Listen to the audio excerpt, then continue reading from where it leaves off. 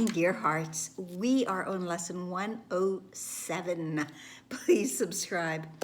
Truth will correct all errors in my mind. Now, we've all heard the saying that the truth will set us free. Well, that saying, that cliche maybe even, or adage, whatever we want to call it, very much is part of today's lesson, because this lesson has a recurring phrase, as many of them do. We haven't had one, I guess, in a few days, that tells us when truth has come. When truth has come, and when truth has come, it will indeed set us free, and it will correct all of the errors that are in my mind. So the lesson begins, what can correct illusions but the truth? And what are errors but illusions that remain unrecognized for what they are? Where truth has entered, errors disappear. They merely vanish, leaving not a trace by which to be remembered. They are gone because without belief, they have no life. This is exactly, it's using the term, the illusions, but it's the ego. Without belief in the ego, it would simply vanish. It is only our belief in the ego that gives the ego life, that gives it the reason for its continuing. So as they disappear, the illusions disappear to nothingness, returning from whence they came, from dust to dust. They are gone. We no longer need the illusions. We no longer need the ego. We never really did. So, and then this lesson says, great lesson. I never say that, right? It says, can you imagine a state of mind with what it would be like without illusions, and how would this feel? And can you go back into a space, a time when you were certain you were loved and safe?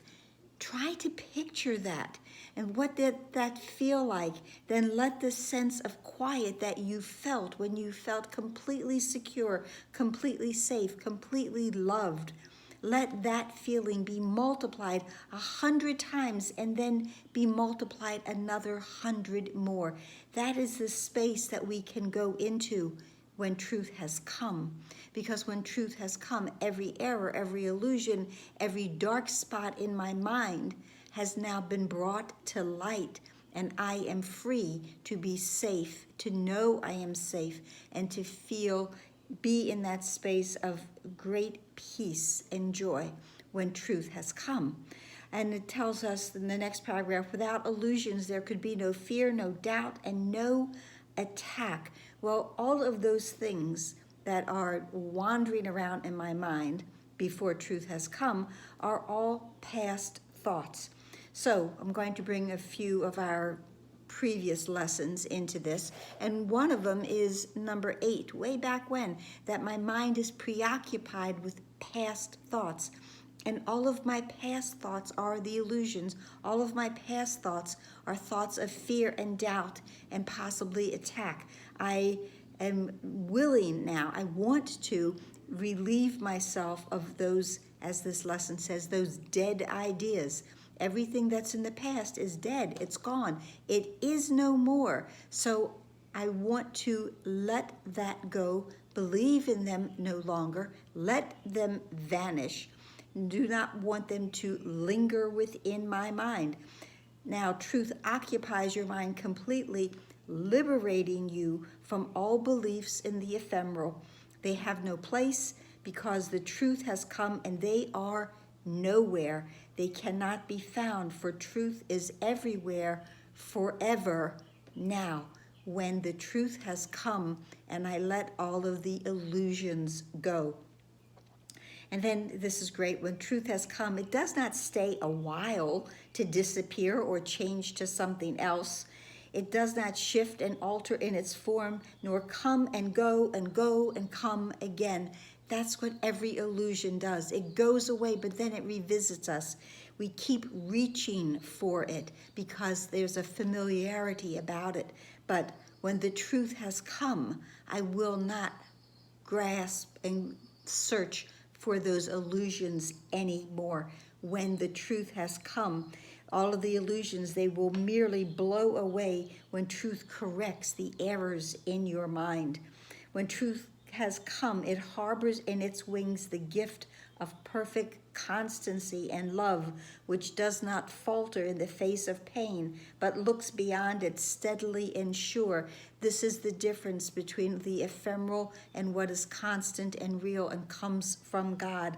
It is a gift of healing. It does not shift and change as everything from the ego mind does. The gift of healing, for the truth needs no defense, and therefore no attack is possible. Illusions can be brought to truth to be corrected. And again, without belief, my illusions are all gone. Truth stands far beyond illusions and cannot be brought to them in turn and turn them into truth. The darkness must be brought to the light. My illusions must be brought to the truth. Now, the paragraph 6, it says, it's impossible that anyone could seek it truly, seek our peace, seek the truth, and would not succeed. Today belongs to truth. Give truth its due, and it will give you yours. You were not meant to suffer and to die. Your Father wills these dreams be gone. Let truth correct them all. God's will for me is perfect joy and peace and happiness. And then the next line says, we do not ask for what we do not have. We merely ask for what belongs to us. I seek for what is mine in truth. I think I paraphrased that. I seek but what belongs to me in truth. Lesson 104. And we can be certain of our success as we are sure we live and hope and breathe and think. This is a sure thing. This course is a guarantee of success. God guarantees we will succeed, and we do not doubt we walk with truth today and count on it to enter into all of the exercises that we will do. We're still doing the first 5 minutes. And then begin by asking him who goes with you upon this undertaking that he be in your awareness as you go with him. God goes with me wherever I go. Back to one of the first 50. We were created by the self-same thought that God created his son.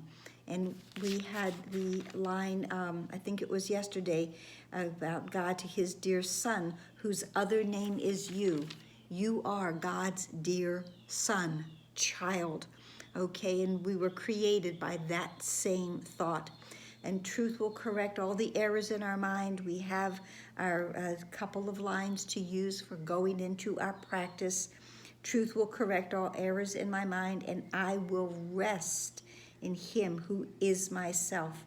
Then let him lead you gently to the truth which will envelop you and give you peace so deep and tranquil that you will return to the familiar world reluctantly. My holiness envelops everything I see. But when we come back into this world, and this lesson really is very much a meditation, but when we, after our practicing, and we return to this world as we see it, but we'll be happier because this world will be transformed. And the Course tells us that, the end of the world is not its destruction, but its transformation into peace. And how does that transformation happen? Through truth, the truth that will correct all the errors in my mind. And the lesson ends with him just telling us to be glad, be happy that we are dedicating, giving these 5 minutes per hour that will surround the world so it will all be corrected, and as we let all of the errors in our mind be corrected as well. So that's it for today. So we had several of our recent previous lessons and our way past previous lessons that all play into today's lesson. That truth will indeed correct every error in my mind. I hope this helped. Please like, please share, please subscribe. You know what I was going to say. Please pray. pray for that truth, that dawning upon us. The Course says the truth will dawn upon you. Let the truth dawn upon all of us today and see what a transformation will occur with that. Namaste.